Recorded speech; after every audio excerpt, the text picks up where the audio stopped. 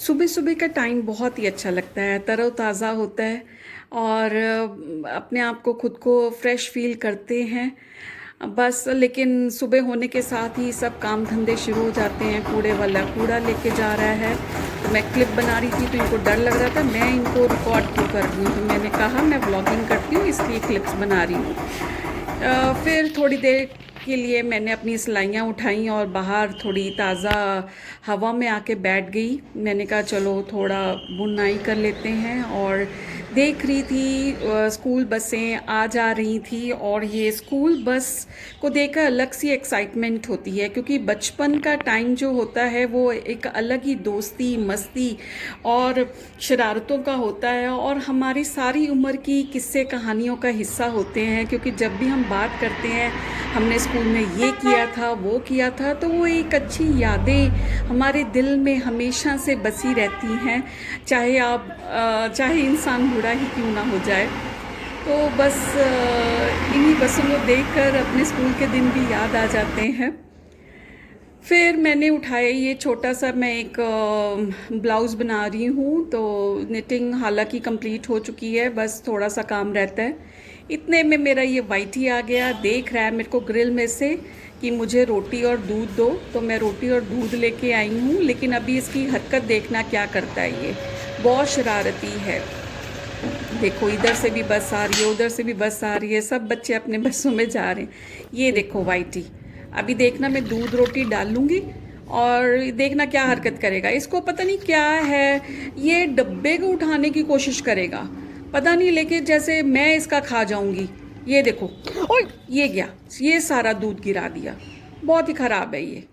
बस बस अब अंदर आई हूँ और देखा घिया पड़ा है, तो घिये की सब्जी बनाऊंगी, और आपको पता ही है गर्मियों में ये घिया तोरी ही बनेंगी। साथ में मैं अपना सॉन्ग सुन रही थी। मुझे कैरोके करना बहुत अच्छा लगता है, जिसमें लिरिक्स आते हैं और मैं साथ साथ गाती रहती हूँ।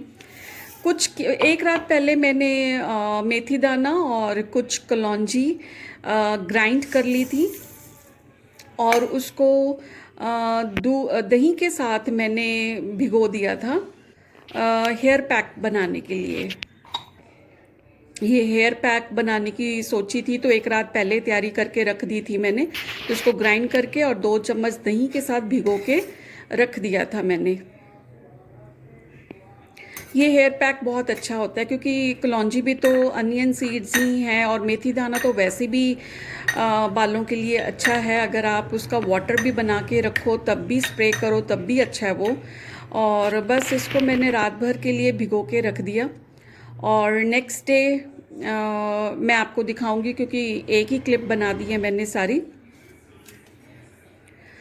तो ये भिगो के रखा मैंने, और सुबह मैंने एक प्याज लिया और उसको मैंने ग्राइंड करके उसके पल्प को इसके साथ मिलाया, और इसका एक मिक्सचर बनाया। अगर फिर भी थोड़ा सा हार्ड लगता है तो आप 1 चम्मच दही और मिला सकते हो, लेकिन इतना थिक हो कि वो ड्रिप ना करे।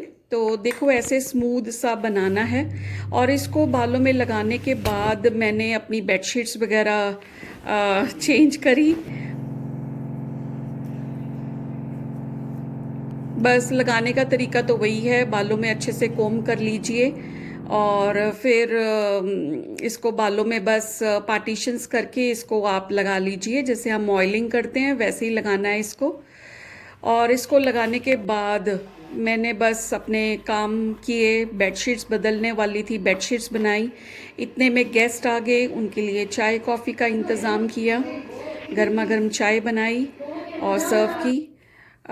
फिर बालों को मैंने धो लिया था, ये इतने में 2 घंटे हो गए थे, तो मैंने बालों को धो लिया था, और देखिए बालों में अलग से शाइन आ गई है। थोड़ा सा दही के कारण थोड़े बाल चिपके चिपके लगते हैं, लेकिन मैंने अभी शैम्पू नहीं किया है, खाली बालों को धोया है। क्योंकि फिर जो ऑयलीनेस जो होती है बालों में वो थोड़ी रहती है, और मैं नेक्स्ट डे शैम्पू करूँगी तो बाल बहुत सिल्की मुलायम से हो जाते हैं, और बालों के लिए, बालों की ग्रोथ के लिए भी अच्छा है ये पैक। तो मैं भी धूप में बैठ के धूप में खड़ी होके बालों की शाइनिंग दिखा रही हूँ आपको। आई होप ये पैक बहुत इजी है बनाना भी, और इसको आप एक रात पहले ही तैयार करके रख लीजिए। नेक्स्ट डे भी सिर्फ इसमें हम अक्सर चीज़ों को प्रोक्रेस्टिनेट करते हैं। प्रोक्रेस्टिनेट का माने डिले करना, जानबूझकर चीज़ों को लेट करना, और इसे हम अपना आलस भी कह सकते हैं, लेजीनेस भी कह सकते हैं। हाय, दिस इज़ नीलम, और आज हम बात करेंगे द लास्ट ट्रेन थ्योरी के बारे में। और अक्सर आपने ये शब्द रीलों में, जब रील स्क्रॉल कर रहे होते हो तब आपने सुना होगा या पढ़ा होगा। What is this last train theory? So basically ये प्रोक्रेस्टिनेशन है।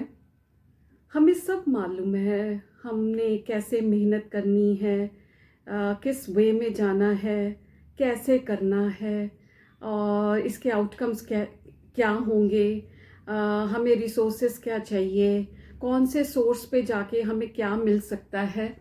लेकिन जो ह्यूमन नेचर है, मैं अपनी बात भी करूँ तो जो ह्यूमन नेचर है वो गलतियों का पुतला नहीं है, आलस का पुतला है लेजीनेस का पुतला है। सो इसको त्यागना, इससे बाहर निकलना, उभरना बहुत मुश्किल है। लास्ट ट्रेन थ्योरी इसके साथ ऐसे रेफर करती है कि हमें सबको, हम अपने पे कॉन्फिडेंट बहुत होते हैं, भी हम कर लेंगे, अगर हम लास्ट मोमेंट पे भी करेंगे तो हम कर लेंगे, और ऐसे करते करते हम प्रोक्रेस्टिनेट करते जाते हैं, डिले करते जाते हैं अपनी चीज़ों को, अपने कामों को, और एट द एंड हम उसको करने की कोशिश करते हैं लेकिन तब तक बहुत लेट हो चुका होता है,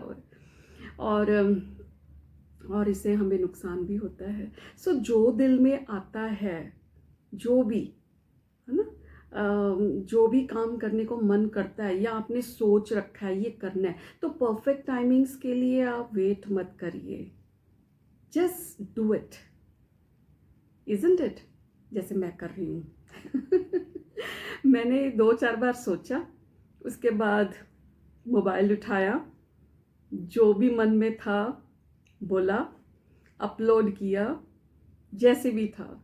तो ये सबसे पहला मेरा स्टेप था कि जो मैं सोच रही हूँ वो करना है। तो आप भी उठिए और जो मन में है, कभी ना कभी आपने सोचा होगा मैं एक छोटा सा बिजनेस करना है, या छोटा सा बिजनेस आइडिया है, उसको कैसे लॉन्च करना है, या आपके पास सब प्लानिंग्स हैं, लेकिन सिर्फ ये सोच के कि आज नहीं कल, कल नहीं कल, तो ऐसे करते करते आप लेट और डिले होते जा रहे हो और वो मौका हाथ से फिसलता जा रहा है। सो करिए, उठिए, है ना, अपने मन की जो इच्छा है वो पूरी कीजिए। ज़्यादा से ज़्यादा क्या होगा, एक फेलियर ही तो आएगा, लेकिन वो हमें कितने सबक देगा, दैट विल बी फिनोमिनल, है ना। और उस सबक से, उस लेसन से हम और अच्छे से उठेंगे और अच्छे से शुरुआत फिर से करेंगे। सो जैसे कहते हैं ना, like failures are the stepping stone to success. So इन छोटी छोटी शुरुआतों से, छोटे छोटे फेलियर से हम बहुत कुछ सीखते हैं। So stop procrastinating, last train theory को छोड़िए और फर्स्ट कम फर्स्ट सर्व के बेसिस पे आप काम कीजिए thank you. Do like, comment, share and subscribe मी। मिलते हैं फिर, बाय।